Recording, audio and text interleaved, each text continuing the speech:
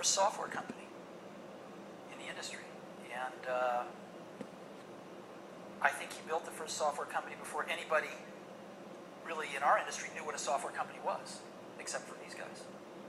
And that was huge. That was really huge. And the business model that they ended up pursuing turned out to be the one that worked really well, for the industry. So I think, but the biggest thing was Bill was really focused on software before almost anybody else had a clue that it was really the software. That's what I see. I mean, a lot of other things you could say, but that's the high order bit.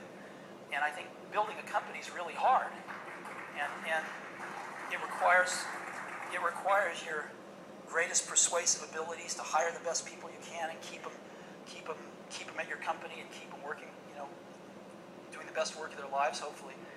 And Bill's been able to stay with it for all these years. So, Bill, how about the contribution of Steve and Apple? Well, first I want to clarify, I'm not fake Steve Jobs.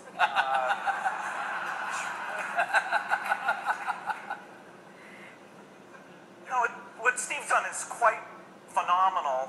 If you look back to 1977, that Apple II computer, the idea that it would be a mass market machine, the bet that was made there by Apple uniquely, there were other people with products, but the idea that this could be an incredible, empowering phenomena, Apple pursued that dream. Then one of the most fun things we did was the Macintosh, and that was so risky. People may not remember that Apple really bet the company. Lisa hadn't done that well, and some people were saying, okay, that general approach wasn't good. But the team that Steve built, even within the company, to pursue that, even some days it felt a little ahead of its time. I don't remember that Twiggy disk drive. 128K. Yeah. The Twiggy disk drive. Yes. Steve gave a speech once, which is one of my favorites, where he talked about, in a certain sense, we build the products that we want to use ourselves.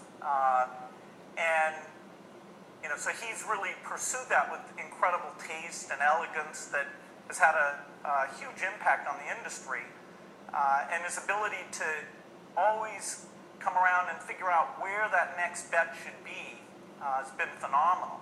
Apple literally was failing when Steve went back and reinfused the innovation and risk-taking that have been phenomenal. So the industry's benefited immensely from his work.